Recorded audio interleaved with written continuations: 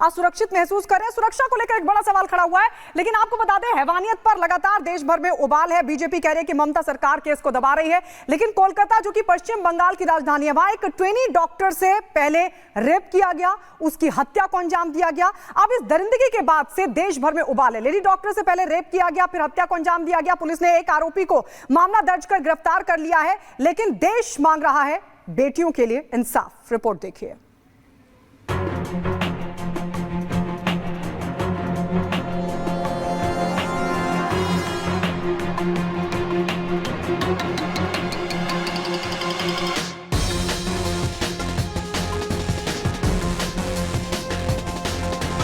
पश्चिम बंगाल की राजधानी कोलकाता इस वक्त गम, गुस्सा और नफरत तीनों की आग में सुलग रही है।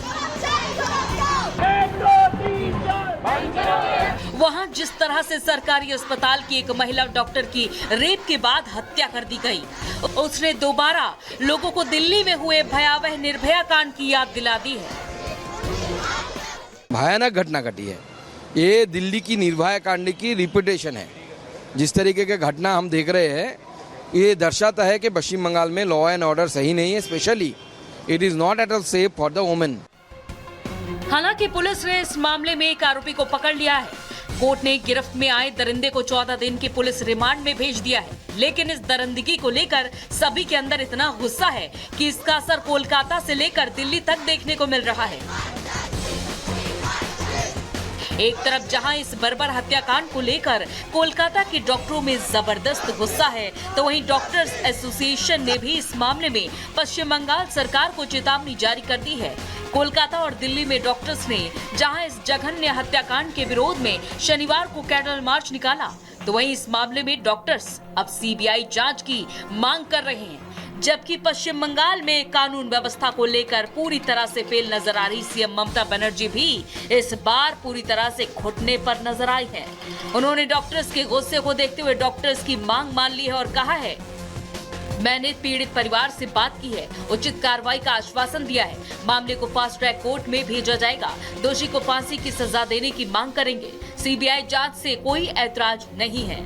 सीएम ममता बनर्जी भले ही इस मामले में अब सख्त कार्रवाई की बात कह रही हैं, लेकिन जिस तरह से शुरुआती जांच को लेकर राज्य सरकार का रुख सामने आया, उसे लेकर पीड़ित परिवार राज्य सरकार के प्रति पूरी तरह से अपना भरोसा खो चुकी है।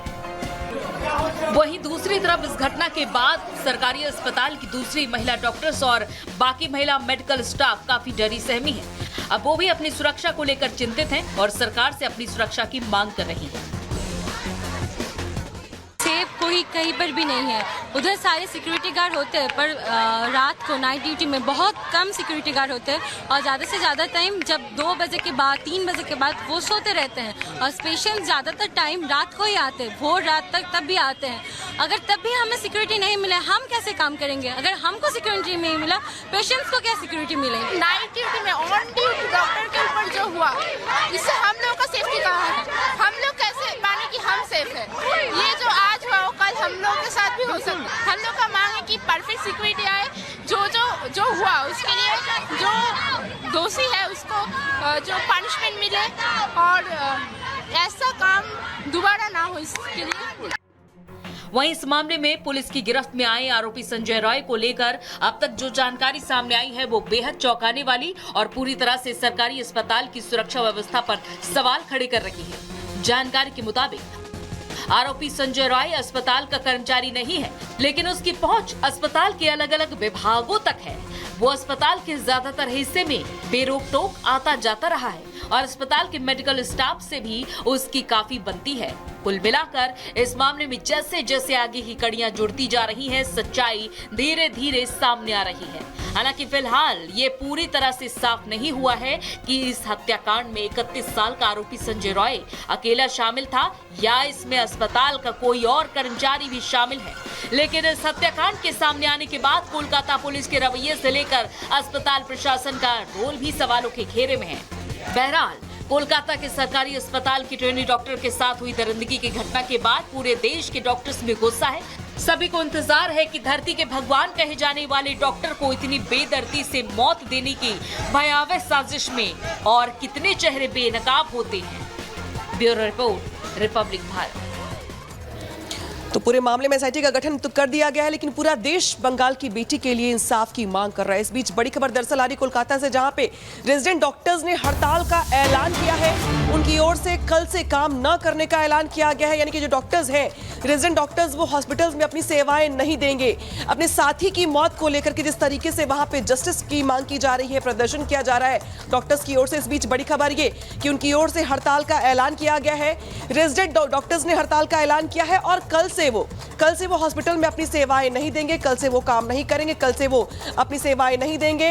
तो जिस तरीके से पूरे मामले में आईएमए की ओर से भी 48 घंटे में यहाँ पे जो इस पूरे मामले में आरोपियों को अरेस्ट करने का ऐलान किया गया और मांग की गई है, तो वही दूसरी ओर जो रेजिडेंट डॉक्टर्स हैं उनकी ओर से कल से काम नहीं करने का यहाँ पर ऐलान किया गया है।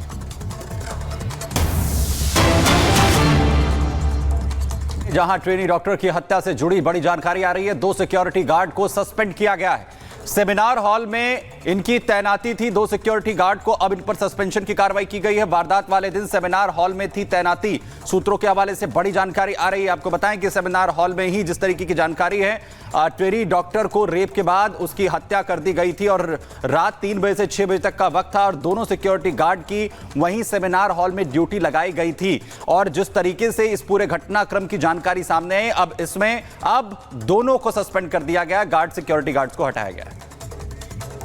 शुक्रिया अनामिका। और अनंतनाग और किश्तवाड़ में सेना और साथी आतंकियों के बीच इस वक्त मुठभेड़ चल रही है। ऑपरेशन यहां पर सेना की तरफ से चलाया जा रहा है और बड़ी जानकारी आपको यहां पर दें, जहां इसमें 2 सेना के जवानों के शहीद होने की खबर है, तो वहीं नागरिकों के मारे जाने की भी जानकारी सामने आ रही है। ये बड़ी खबर आपको बता रहे हैं। बड़ी खबर, जम्मू कश्मीर में एक साथ 2 एनकाउंटर, जहां किश्तवाड़ और अनंतनाग में आतंकियों से मुठभेड़ सेना की चल रही है। अनंतनाग में 2 जवानों के शहीद होने की जानकारी और उसके बाद जानकारी यह भी कि नागरिक की भी जान यहां गई है। किश्तवाड़ में कुछ आतंकियों के घिरने की खबर है। आतंकियों को सेना ने घेर लिया है, जिसके बाद ऑपरेशन लगातार चलाया जा रहा है, आतंकियों को तलाशा जा रहा है। आपको बताएं कि एनकाउंटर में 2 जवान शहीद हुए हैं, तो वहीं नागरिकों के भी मारे जाने की जानकारी सामने आ रही है। तो ये किश्तवाड़ में एक साथ 2 एनकाउंटर किए गए हैं और ये तस्वीर हम आपको दिखा रहे थे कि मैप के जरिए, दरअसल हम तस्वीरें भी आपको दिखाएंगे, लेकिन मैप के जरिए आपको दिखा रहे हैं कहां पर पिछले 24 घंटे में 2 ऑपरेशन चलाए जा रहे हैं, एक अनंतनाग में और एक किश्तवाड़ में ऑपरेशन चलाया जा रहा है। ये टेरर के खिलाफ, आतंक के खिलाफ ऑपरेशन सुरक्षा बलों का एक बार फिर से आपको इस मैप के जरिए दिखा रहे हैं कहां पर ऑपरेशन जारी है। अनंतनाग में पूरे इलाके को सेना ने घेरा हुआ है और लगातार आतंकियों के खिलाफ ऑपरेशन चलाया जा रहा है। तो वहीं दूसरी जगह किश्तवाड़, यहां पर भी आतंकियों को घेरा हुआ। किश्तवाड़ में बताया जा रहा है कि जैश के जो आतंकी हैं वो वहां पर छिपे हो सकते हैं और उनके खिलाफ ये जो ऑपरेशन है वो लगातार चलाया जा रहा है। और सीधे लिए